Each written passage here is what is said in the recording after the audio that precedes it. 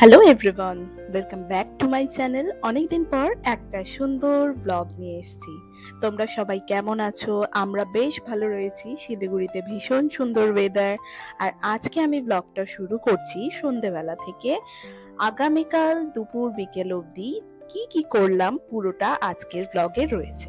তাহলে আর দেরি না করে পুরো ভিডিওটা তোমরা দেখতে থাকো। আর খুব এক্সাইটিং একটা ব্লগ আজকের হবে। পুরো ভিডিওটা স্কিপ না করে দেখার অনুরোধ রইল। আর ভিডিওর শেষে কমেন্টে অবশ্যই জানিও যে ভিডিওটা কেমন লাগলো তোমাদের। সন্ধ্যাবেলায় আজকে বাজারে এসছি হঠাৎ, তারই ব্লগ আমি শুরু করেছি। তার কারণ আগামীকাল আমি একটা কুকিং কম্পিটিশনে যাচ্ছি। হ্যাঁ, প্রথম আমি কোনো কুকিং কম্পিটিশনে পার্টিসিপেট করব। এটা শিলিগুড়িতে হচ্ছে। হ্যাংলা হিসেল ম্যাগাজিন আমরা সবাই জানি, সেইখান থেকে হচ্ছে। তোমরা প্রত্যেকেই আমার ব্লগে দেখেছো আমি রান্না করতে ভীষণ ভালোবাসি এবং রান্না নিয়েই সারাদিন থাকি। আমার বেশ ভালো লাগে রান্না করতে। তো এইরকম একটা ভালো জায়গায় যখন কম্পিটিশন হচ্ছে বাড়ির কাছে, আর দেরি না করে আমি আমার নাম এনরোল করিয়ে নিয়েছি। রাত্রেবেলা তো সমস্ত চিকেন টিকেন এনে রেডি করে রেখে দিয়েছিলাম। এটা সকালে উঠে আমি বানিয়ে নিচ্ছি গোলবাড়ি স্টাইল চিকেন কষা। আমার হাজব্যান্ড এটা খুব ভালো খায়, তো ও বলল একদিনের নোটিসে তুমি যেহেতু এই কন্টেস্টে পার্টিসিপেট করছো তো এটাই তুমি করো। আর দেরি না করে আমি ঝটপট বানিয়ে নিলাম। এবং সকালবেলায় দেখো আজকে প্রচন্ড বৃষ্টি শুরু হয়েছে। এত বৃষ্টি যে সামনের মাঠটা দেখো, মনে হচ্ছে না মাঠ, একদম পুকুর মনে হচ্ছে। কিন্তু কি করা যাবে, যেতে তো হবেই, হাতছাড়া তো করা যাবে না এরকম সুযোগ। তো সকলে আমরা রেডি হয়ে গেছি আর এখন চলছি আমরা ওই যেখানে আর কি কন্টেস্টটা হবে, একটা হোটেলে অ্যাড্রেস দেওয়া হয়ে গেছে সেইখানে। এখান থেকে আমাদেরকে বানিয়ে নিয়ে যেতে হচ্ছে রেসিপিটা। ওখানে গিয়ে রান্না করার কোনো ব্যাপার নেই, যে কারণে অনেক ইজি আমার পক্ষে। আর এইটা ইজি হয়ে যায় যেহেতু প্রথমবার আমি কোথাও পার্টিসিপেট করছি। গিয়ে রান্না করাটা আমার জন্য একটুখানি টেনশনের হতে পারে, যেহেতু প্রথমবার। অনেকবার করতে থাকলে কি হয়, অভ্যেস হয়ে যায়। কিন্তু যেহেতু এর আগে করিনি, তো ভাবলাম যে এত সুন্দর সুযোগ, বাড়ি থেকে রান্না করে নিয়ে যেতে হবে এবং সেইখানে জাজেসরা চেখে দেখবেন যে কারটা ভালো হয়েছে।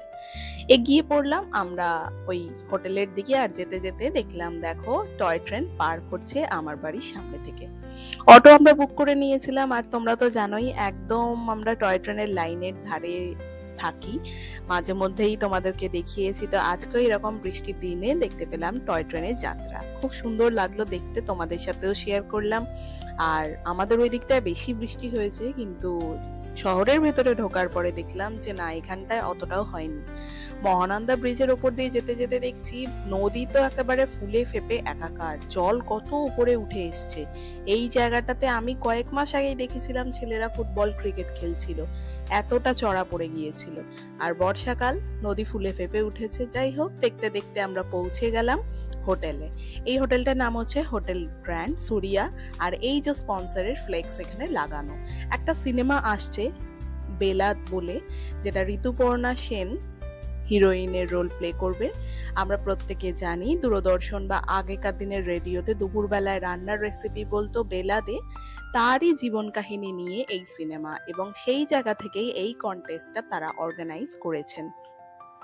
অনেক আগেই আমি চলে এসেছি যেরকম টাইম দেওয়া ছিল, এবং আসার পরে দেখলাম ধীরে ধীরে যারা পার্টিসিপেট করেছে তারাও এসে পৌঁছেছে এবং জাজেসরা রেডি হচ্ছে সমস্ত ডিশ টেস্ট করার জন্যে। আর একে একে আমরা আমাদের জিনিসগুলো যেগুলো বানিয়ে নিয়ে এসেছি সেগুলোকে আমরা গার্নিশ করে নেব। গার্নিশের জিনিসপত্রও আমরা বাড়ি থেকে কেটে কুটে নিয়ে এসেছি। এখানে সুন্দর করে প্লেটের ওপরে সাজিয়ে দেব, গার্নিশ করে দেব, আর সেটাকে শেফের সামনে প্রেজেন্ট করব। আমি একা আসতে পারিনি জিদানকে নিয়ে, তার কারণ ও তো অনেক দুষ্টুমি করবে, ওকে কার কাছে রাখবো, তাই জন্য অরিজিৎকে নিয়ে এসেছি। প্রথমে আমাকে অরিজিৎ বললো তুমি যাও, গিয়ে কাজটা করে এসো, আমি জিদানকে ঘরে সামলাই। কিন্তু জিদানকে আমি এক মুহূর্ত চোখের বাইরে রাখতে পারি না, সেই কারণে বললাম না তুমিও চলো, যতই অসুবিধা হোক ম্যানেজ হয়ে যাবে। এই যে আমার ডিশটা দেখো, আমি অলরেডি সাজিয়ে নিয়েছি বাড়ি থেকে যেভাবে যা যা নিয়ে এসেছিলাম, সুন্দর করে যেরকম পেরেছি, আমার যতটা ক্রিয়েটিভিটি লেভেল সেই অনুযায়ী আমি সাজিয়েছি। এবং এই সময় আমার রান্নাটা টেস্ট করছেন জাজেসরা এবং শেফ যারা আর কি এই হোটেলের শেফ এনারা, তারা টেস্ট করছেন এবং টেস্ট করে ওরা মার্কস দেবেন। ধীরে ধীরে সবার খাবার টেস্ট করা হয়ে গেছে এবং এই সময় শুরু হয়ে গেছে এখন সার্টিফিকেট অ্যান্ড প্রাইজেস ডিস্ট্রিবিউট করা। আগেই বলে রাখি, আমি এখানে জাস্ট পার্টিসিপেট করেছিলাম, কিন্তু আমি এখানে কোনো রকম ফার্স্ট সেকেন্ড থার্ড কিছুই হয়নি। যদিও এরা শুধুমাত্র ফার্স্ট অ্যান্ড সেকেন্ড র্যাঙ্ক রেখেছিল, বাকিদেরকে সার্টিফিকেট দেওয়া হয়েছিল। তো সেই মতন আমিও সার্টিফিকেট পেয়েছি। প্রথমবার কোনো রান্নার কম্পিটিশনে পার্টিসিপেট করলাম এবং সেটা একটা ফেমাস ব্র্যান্ড হ্যাংলা হেসেল, তার সার্টিফিকেট আমার হাতে এলো, রান্না নিয়েই, তাও আবার। তো আমার নিজেরই ভীষণ প্রাউড ফিল হচ্ছিল, ভালো লাগছিল। সুন্দর জায়গায় এলাম, নতুন নতুন লোকের সাথে আলাপ পরিচয় হলো এবং আরও জায়গা সম্বন্ধে আমি জানতে পারবো এরপরে, যারা যারা ওখানে পার্টিসিপেট করেছিলেন তাদের মাধ্যমে, যে আরও কোথায় কোথায় কুকিং কম্পিটিশন হচ্ছে। নতুন কিছু শিখতে ক্ষতি কি, তাই না? আমি তো রান্না করতে ভালোবাসি বরাবর, আর এইরকমভাবে নিজেকে যদি মেলে ধরা যায় তাহলে ক্ষতি কিসের আছে।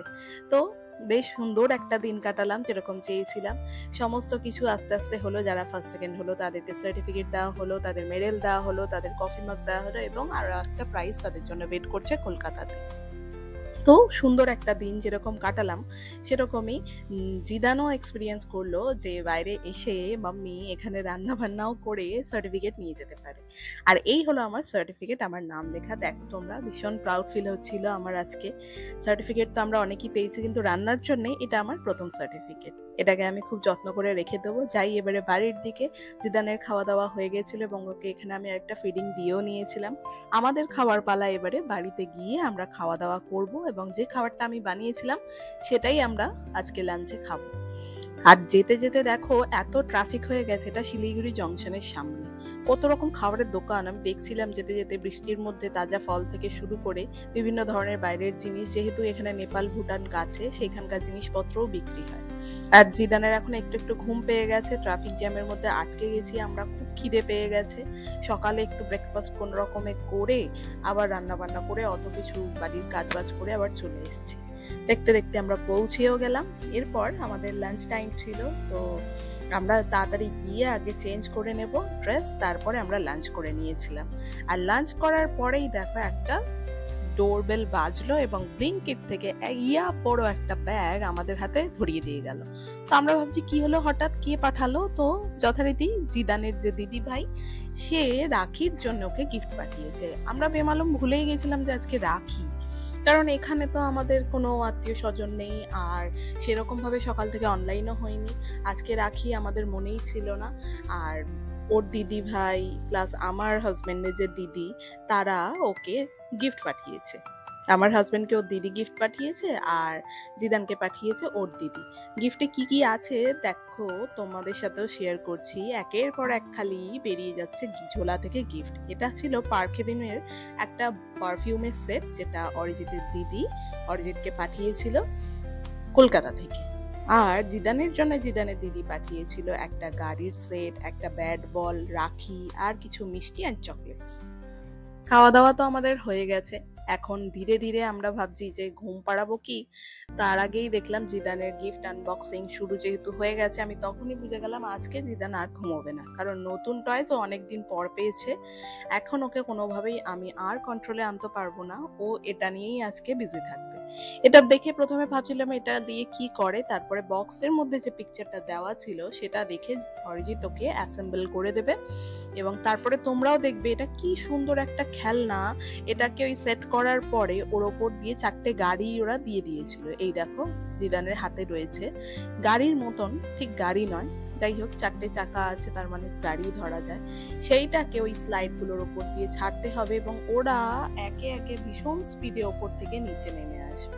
এক আশ্চর্যজনক যেন খেলনা একটা, খুব ভালো লাগলো দেখে। আমাদের ছোটবেলায় এই ধরনের খেলনাগুলো পাওয়ার জন্য আমরা মরিয়া হয়ে উঠতাম, হাঁ করে তাকিয়ে থাকতাম কবে এরকম খেলনা আমরা খেলতে পারবো। সে বয়স তো পার করে এসে গেছি, এই সমস্ত খেলনা তো পাইনি। কিন্তু জিদান কি সুন্দর দিদিদের কাছ থেকে ভালো ভালো খেলনা পেয়ে যাচ্ছে, এটা দেখে একটু হিংসাও হচ্ছে আমার, সত্যি হিংসা হচ্ছে। আমি আর অরিজিৎ বলা বলি করছিলাম যে আমরা এগুলো পাওয়ার জন্য কত কান্নাকাটি না করেছি। আর জিদানকে ওর দিদি ভাই সবচেয়ে ভালো গিফটটা, বেস্ট যেটা হবে, ভাইয়ের মন একদম ভরে যাবে দেখে, সেই গিফটটাই বারবার পাঠাচ্ছে ঘুরে ফিরে। ভাইয়ের যা পছন্দ জিদানের দিদি ভাই সেইটাই এক কথায় পাঠিয়ে দিচ্ছে। ভাই বলতে পারে না, কিন্তু দিদি তো, দিদি ঠিকই বুঝতে পারে যে আমার ভাইয়ের এটা খুব ভালো লাগবে। তো সেই মতন পাঠিয়ে দিয়েছে। আমি চাই দিদি আর ভাইয়ের সম্পর্ক এরকমই ভালো থাকুক, সারা জীবন অটুট বন্ধন থাকুক ওদের মধ্যে। ওর দিদিও যেন সুস্থ থাকে, সুন্দর হোক ওর জীবন। খুব তাড়াতাড়ি তোমাদেরকে ওর সাথে আমি আলাপ করাবো, কয়েকদিনের মধ্যেই আমরা কলকাতায় যাচ্ছি। আর এই গিফট পাঠানোর পেছনে যার ফেস, তার ফেস আমি রিভিল করাবো। তো চলো, এখন জিদান খেলাধুলা করুক, আমরা এবার একটু রেস্ট নিই। আজকের ভিডিওটা তাহলে এখানে এন্ড করি। দেখা হবে আগামীকাল নতুন ভিডিওতে। ততক্ষণ সকলে তোমরা ভালো থেকো। Bye, take care and good night.